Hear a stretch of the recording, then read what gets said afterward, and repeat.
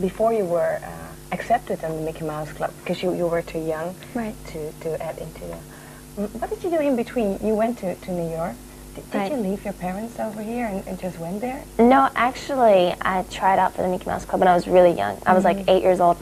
And the casting director was like, you know, she's too young, but I think she should go to New York and experience what it's like there. And my parents, I'm from a really small town, and they're like, well, we're just not going to pack our bags up and just go to New York. That's unheard of. So we waited like 6 months, and then we finally got the courage to go to New York. And my family went with me, and I was there for like a year. And that's when I auditioned again, like 2 years later for the Mickey Mouse Club, when I was old enough. That's when I got it, yeah. Okay, and after that, you even did an audition. I read it, I don't know if it's true, for a girl group, Innocence or something like that? Right. And they didn't take you because you were too good? No, that's not true. Tell me the story. No, that's not true. I actually, right when I went to Jive Records, the day after that, Innocence, there's a girl in Innocence, Nikki. She was one of my friends from the Mickey Mouse Club. And she was like, well, why don't you come up and visit me? I haven't seen you in so long. And they were trying to get a girls group together.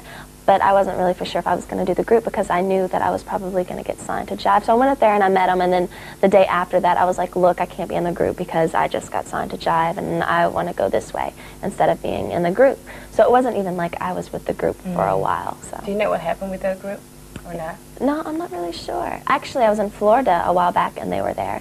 So, and I got to see them. They're really cool.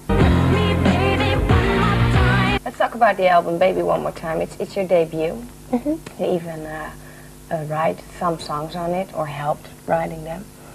Or, no, I'm so curious, it's not on the album. No, it's not. Actually, sometimes, which is going to be the second single, I wrote the B-side on that, and I'm so curious. So why is that not on the album? I don't know, man. I don't know. You're weird. You tried really hard. This is a really good song. Put it on the album. Okay. You worked with Max Martin and Eric Forrest White. How was it to work with such a big name? They're both incredible. I actually worked with Eric Foster right when I got signed. And we just worked so well together. And that's when Jive realized, you know, we have something here and this material is really good. And then Max Martin came along, and that's when I flew to Sweden. It was my first time to be out of the country, so I was just like, oh, I was so excited. And it was really, really nice. And I love Sweden. Everything is so beautiful, but I didn't get a chance really to see that much of Sweden because I was in the studio working all the time. So, but we went over there, and I was only supposed to do like 2 songs, but I ended up doing half the album, so, because me and his crew, we work so well together. So how big is your influence on a debut album? Can you say anything or? Like, what do you mean? Who are all my influences and everything? No, the influence on the album for yourself. Can you say I want like this or I want like that? Oh yeah, definitely. When I first got signed, actually I thought we were going to go towards the type of music that is more like Natalie Imbruglia. But then we started being in the studio, and pop music was just more me because I was able to dance to it, and it was just a lot of fun. And like if the words were too adult, sometimes I would just be like, no, that's not me. Or if they were too cheesy, I'd be like, no, please, no.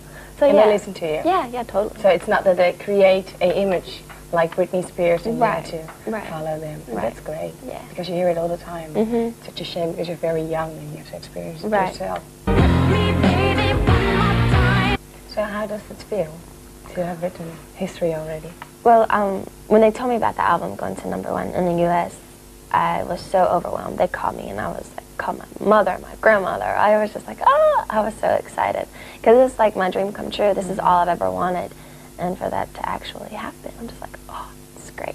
But is it still important what your single or your album does in Europe? Now you've conquered America. Yeah, already. Totally. I want to be a success everywhere. All over the world? All over the world, yeah.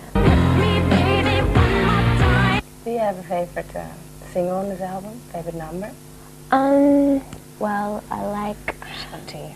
From the Bottom of My Broken Heart. It's a ballad. I love this song because it's one of the first songs we did, me and Eric, when I first got signed. And I don't know, it's just a really nice song.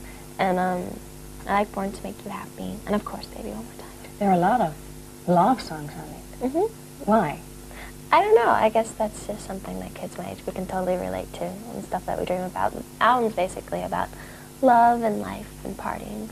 So who do you think of when you're singing lyrics like Want to Make You Happy or From the Bottom of My Heart? No one really. I guess this is like guy in my mind. But what does he have to look like? I mean, do you have a perfect guy in mind, like maybe Brad Pitt? Yeah, like Brad Pitt or I can totally relate to that. or Ben Affleck. I think he's a cutie. Those are really cute people to have in your mind, dream about. So, do you see someone right now, or are you too busy? I'm too busy. No, I don't have a boyfriend. Do you have a private life?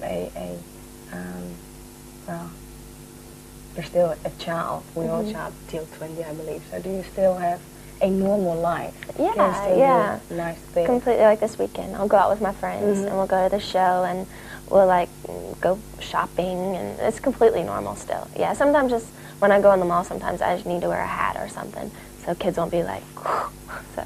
Yeah, because you're very, very famous already. Also in New Orleans, because we went to the airport and someone asked me, "Where are you going to visit?" Britney Spears. No, you're kidding me. Can you get me your autograph? Are you serious? Yeah, so you're a very big name all over the place. Cool. The next video, sometimes, it has to be postponed because of your knee. Because of a knee. In like 2 weeks. I'm so excited. You don't understand. I'm just so ready to dance. Yeah. Like, what kind of video will it be? There will definitely be a lot of dancing. So that's why my knee has to be ready. And I'm dancing, and there's going to be a love interest. And I think the guy that's going to be the love interest, have you seen Varsity Blues? No. Well, it's a movie in the U.S. I don't know if it's out overseas yet, but it's not James Vanderbilt. It's the hunk in the movie. His name's Paul Walker. He's really a cutie patootie. He's going to be the love interest. Yay! Did you ask for, or? My publicist kind of hooked it up, and I was like, of course, he's beautiful, of course, why not?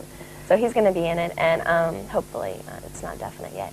And this song, it's going to take place on a beach, so it's going to be fun. Are you already working on another album? Because I read somewhere that it will be finished in the year 2000. No, I haven't started working on it yet. I've got the tour in the U.S. and overseas, and after that, then I'll probably begin working on the next album. And what are you going to do differently if you make a new album? I'll probably stick to the same type of music, but it may, mature a little bit. Okay, well, I wish you all the luck. Thank you. And you're very welcome in Holland when I'm you're better. So I hope to see you there Yeah, next time. Okay, Britney Spears.